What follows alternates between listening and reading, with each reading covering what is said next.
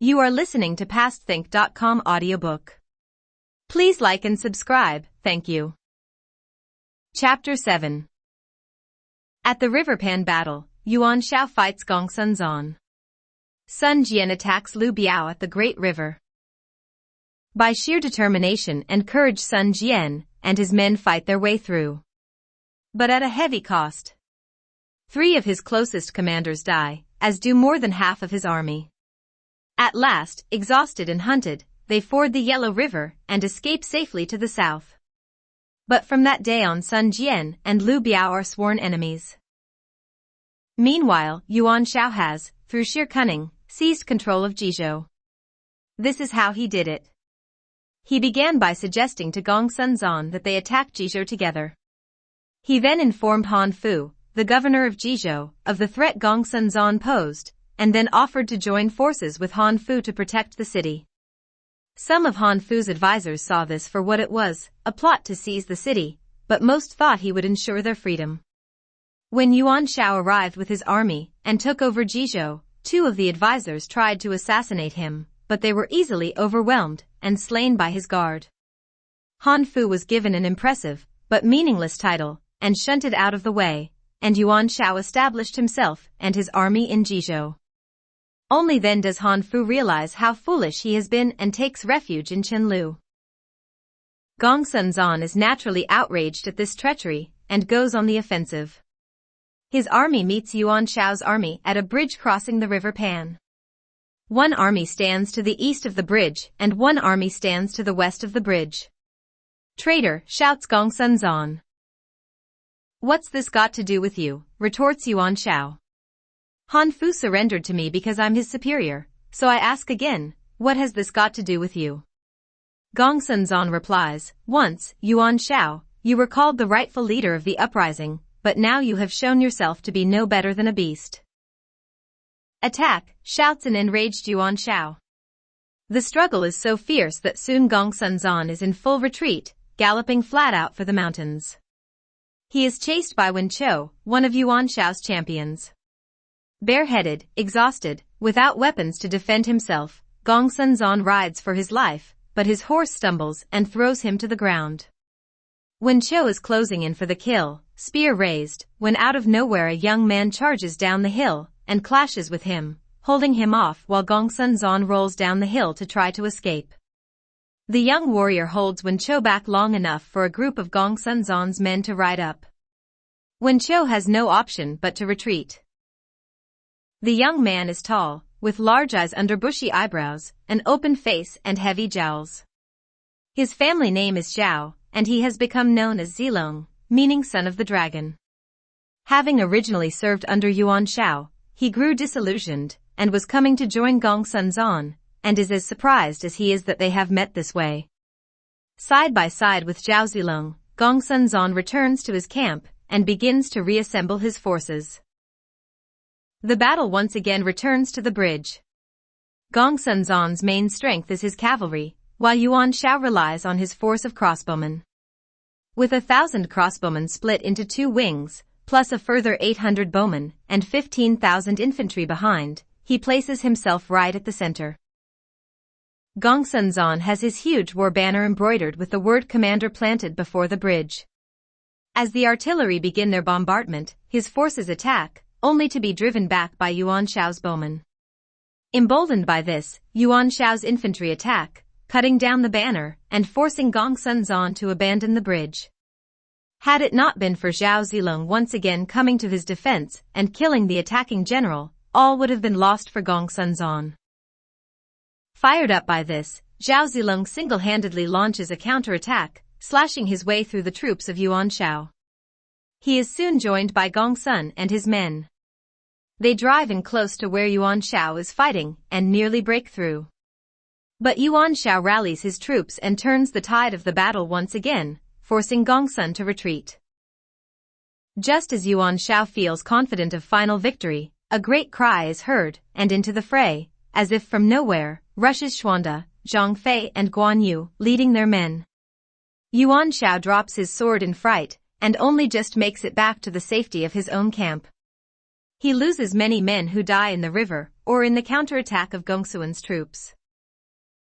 Back at Gongsuan's camp, the three brothers-in-arms meet Zhao Zilong for the first time, and Xuanda and Zilong swiftly become the firmest of friends. The battles of the bridge result in a standoff between the armies of Yuan Shao and Gongsun Zan. It lasts for a month, neither side giving way. Back in Chang'an, Li Ru hears about this and advises Dong Zhuo to mediate between Yuan Shao and Gongsun Zan so that these two will once again be on Dong Zhuo's side. This strategy is surprisingly successful, and the betrayal of their cause by the two leaders profoundly horrifies both Xuanda and Zilong. Meanwhile, the enmity between Sun Jian and Liu Biao is further fueled by Yuan Shao's despicable and greedy brother Yuan Shu. This selfish man is thwarted from obtaining the horses and grain he wants, because his brother gives orders that he is not to be helped. So Yuan Shu tries to get hold of the goods from Liu Biao, but is again refused, as no one really trusts him. As a result, the frustrated and embittered Yuan Shu suggests to Sun Jian that they work together. Yuan Shu's plan is that they plot against both Liu Biao and Yuan Shao. They agree that Sun Jian will capture Jingzhou while Yuan Shu captures Jizhou. When news of the plot reaches Liu Biao, he starts to prepare for the attack, relying on the defensive strength of the Yellow River as a natural barrier. As Sun Jian is about to set out, his eldest son Sun Ce asks to be taken with him, and so it is that Sun Ce joined the war. Huang Zu is the frontline general of Liu Biao's defense. He has placed archers all along the river. As Sun Jian's boats approach, Huang Zu orders the archers to open fire. For 3 days the boats draw near, but not a shot comes from them. Instead, the soldiers hunker down behind their shields, while the arrows fall on them. On the 4th day, with a huge supply of the arrows that had been salvaged from those stuck in the shields and boat, Sun Jian's men fire back on their enemy, who have by now run out of arrows. Landing on the riverbank, his troops confront Huang Zu and his men. Battle rages, but Huang Zu's men are no match for Sun Jian's. As his enemies close in upon him, Huang Zu panics, tears off his helmet and, jumping from his horse, hides himself among the ordinary soldiers, and so is able to escape. Sun Jian, triumphant, captures the land right up to the Han River, while Huang Zu retreats and advises Liu Biao that they cannot hold off Sun Jian. Now seeming unstoppable, Sun Jian lays siege to the city of Xiangyang. Yet during a storm the pole of his banner snaps in two, a bad omen. Inside the city, another portent has been sighted. Liu Biao is informed that a star has fallen to earth behind the enemy lines, and that this foretells the death of a great general, Sun Jian. As a result of this, it is agreed that a letter should be sent to Yuan Shao urging collaboration in order to get rid of Sun Jian once and for all. Lu Gong, a volunteer, comes forward offering to be the messenger, and he is given 500 soldiers to help him escape. He is advised to use the soldiers to set an ambush for any of the enemy who come after him. The location for the ambush is a nearby hill. His troops are instructed to pile up stones to use in an attack, and if he is successful he should signal back to the city. Then the besieged army will come out and attack. If he is not stopped, then Lu Gong is to ride on to Yuan Shao with the letter. So, come nightfall, the east gate is quietly opened, and Lu Gong and his men slip out. Even so, Sun Jian hears them and, gathering only 30 horsemen about him, he gives chase.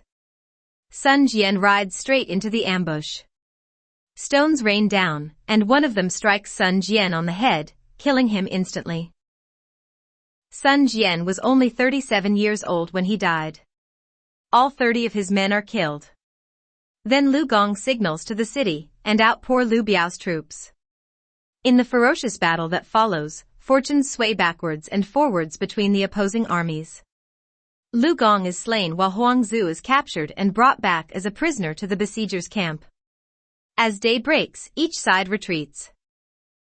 It is then that Sun Ce learns that his father has been killed, and his body has been captured and taken into the city. It is agreed that an envoy, Huan Jia, should go to speak with Liu Biao, and offer the return of Huang Zu if Liu Biao will send back the body of Sun Jian. Liu Biao agrees, but on the condition that the invading troops withdraw and promise never to attack again. Just as the envoy is about to return to Sun Tzu, one of Liu Biao's advisors shouts out, "No. I believe we can wipe out this enemy once and for all, but to do this we must kill this messenger." As it is said, Sun Jian died pursuing his enemies. Huan Jie in the quest for peace risked his life. What fate awaits Huan Jie? Let's find out.